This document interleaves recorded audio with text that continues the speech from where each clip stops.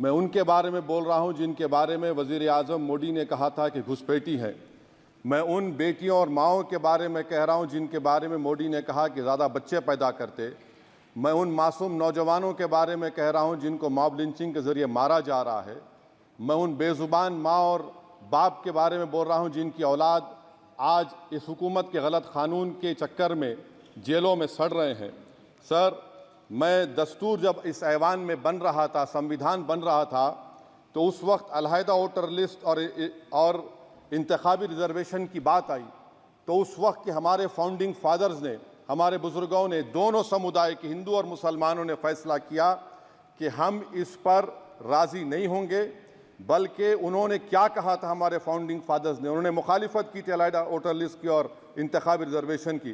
उन्होंने कहा था, I quote sir, it is the duty of majority community to ensure that minorities are elected in the representative numbers.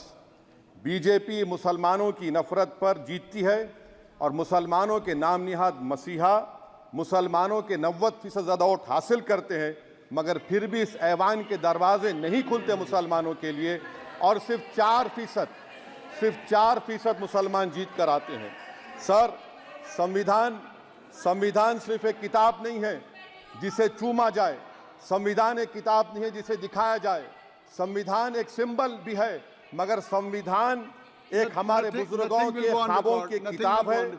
हमारे जमहूरियत को हमारे बुजुर्गों ने इस तरह समझा, हमारे फाउंडिंग फादर्स ने इस तरह जमहूरियत को समझा कि इसमें हर समुदाय और मजहब और समाज के मानने वाले लोगों की राय को शामिल किया जाएगा इस मुल्क को चलाने के लिए। मगर इस ऐवान में सिर्फ 4% मुसलमान जीत कर आते हैं। मैं संविधान से जो मोहब्बत के दावे करते हैं उनसे कहूँगा कि कभी उठाकर पढ़ो कॉन्स्टिट्यूएंट असेंबली डिबेट्स में कि नेहरू ने, HC मुखर्जी ने, सरदार हुकुम सिंह ने माइनॉरिटीज़ के बारे में क्या कहा था।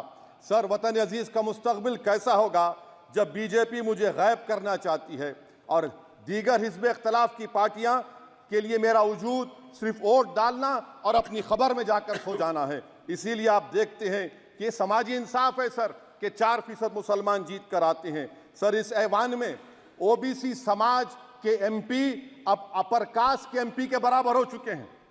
OBC समाज के MP अब अपर कास्ट MP के बराबर हो चुके हैं और 14% मुसलमान सिर्फ 4% जीत कर आते हैं।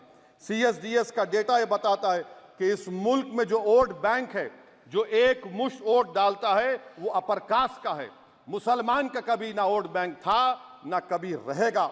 सर, 4 जून के बाद 6 मुसलमानों की मॉब लिंचिंग हुई। 11 घरों को मध्य प्रदेश में मोदी के बुलडोजर ने निस्तो नाबूद कर दिया। हिमाचल प्रदेश में एक मुसलमान की एक दुकान को लूट लिया गया और हिज़्ब इख्तिलाफ की पार्टियों की तरफ से सन्नाटा है। शायद अब वक्त आ चुका है कि लफ्ज मुसलमान का नाम लेना भी अब उस पर पाबंदी आयद कर दी जाएगी। सर, मैं ये बात बताना चाह रहा हूँ कि नरेंद्र मोदी को जो मैंडेट मिला है। एक मिनट, आप लोग बैठ जाएं, कृपया आप लोग बैठ जाएं। श्री मनसुख मांडविया जी, आप लोग बैठ जाएं, कृपया माननीय सदस्य बैठ जाएं। श्री मनसुख मांडविया जी, कृपया आप लोग बैठ जाएं। अपने प्रारंभिक आप लोग बैठ जाएं, आप लोग बैठ जाएं। माननीय सदस्य ने अपने प्रारंभिक भाषण में जो शब्द प्रयोग करा है उसको ऑथेंटिकेट करा जाए। और अभी उन्होंने उल्लेख करा कि मोदी के बुलडोजर ने वहाँ मॉब लिंचिंग करा है, उसको भी ऑथेंटिकेट करा जाए। निश्चित तौर से इसको ठीक है। उवैसी साहब, जब भी कोई बात नहीं सर, आप चेयर पर बैठे हैं जी, इसलिए आप मंत्री जी को पेट में दर्द हुआ, माशाल्लाह, शुक्रिया उनका। नहीं, तो सर मैं ये बोल रहा था, जवाबदेही है अरे नहीं, मंत्री इससे बुरी बात क्या है? पेट में दर्द हो सकता है, वो दर्द, ये सब ठीक। अच्छा, दर्द हुआ, चलिए दर्द हुआ, दिल का दर्द हुआ। तो सर, जो नरेंद्र मोदी को मैंडेट मिला है वो सिर्फ और सिर्फ मुसलमानों की नफरत पर हिंदुत्व की वजह से मिला है। I would like to say it is not Modi's in dock, but every single person who voted him despite his anti-Muslim voice. And I would like to tell the opposition parties, this is not a moral victory for you. This is a victory of majoritarianism. Everyone should contemplate and do introspection. Why is it that the OBCs and the upper caste are getting their due representation? Why are the Muslims not getting? Are we here only to vote for you and not to get elected? If that is the case, please tell us that we are only here to vote for you.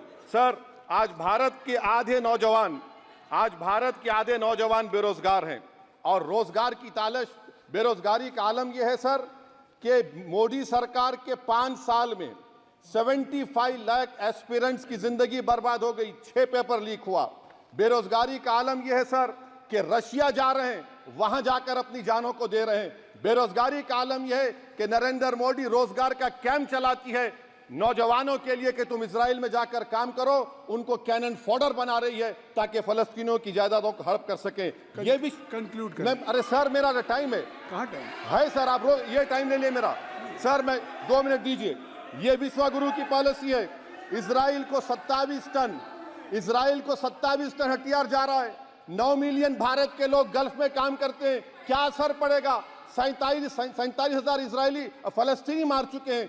क्या है हमारी policy sir? क्यों हथियार दे रहे हैं sir? नस्लकशी हो रही है। सदर जमहूरिया के खुतबे में राष्ट्रपति के सर मैं उसी पे बोल रहा हूं सर, उसमें लिखा हुआ है फॉरेन पॉलिसी के ऊपर, आप पैराग्राफ नंबर 25 देख लीजिए। सदर जमहूरिया में सैचुरेशन अप्रोच है। क्यों नहीं मोदी सरकार माइनॉरिटीज को फ्री स्कॉलरशिप को डिमांड करती है सर? उसको आपने बजट कम कर दिया। सर बनारस का बुनकर 18 महीने से मंडी का शिकार है, सूरत और बेंगलुरु जा रहा है। सर आखिरी बात कंक्लूड कर रहा हूं, आखिरी बात सर, पनून केस में निखिल गुप्ता, मोदी ने कहा था कि हम घर में घुसकर मारा, तो निखिल गुप्ता को किसने ऑर्डर दिया था पनून को मारने का? अगर नहीं दिया तो उसको बचाइए, और अगर दिया नहीं तो फिर उस पर पीएमएलए क्यों नहीं लगाते? और सर समाप्त करो। कमेटी बनाई आपने, उसका क्या हुआ? सर हम एससीओ को नहीं जा रहे। सर मैं आपको बता रहा हूं कि मैं अपनी इस तकरीर को टीपू सुल्तान की नजर, सुनिए सर, अब हो गया खत्म कर रहा हूं सर। मैं अपनी तकरीर को टीपू सुल्तान के नजर कर रहा हूं। ये टीपू सुल्तान की फोटो है, क्या आप इससे भी नफरत करेंगे? सर ये संविधान में टीपू सुल्तान की फोटो है जिस पर वल्लभ भाई पटेल ने साइन किया, श्यामा प्रसाद मुखर्जी ने साइन किया। ये आपकी नफरत है सर। आखिर में मैं अपनी बात को खत्म कर रहा हूं इस शेर पर कि क्या दिन दिखा रही है सियासत की धूप छांव, जो कल सपूत थे वो कपूतों में आ गए, थे इस कदर अजीम के पैरों में ताज थे, इतने हुए जलील के जूतों में आ गए। बहुत बहुत शुक्रिया सर। श्री गौरव गोगोई जी। धन्यवाद सभापति महोदय।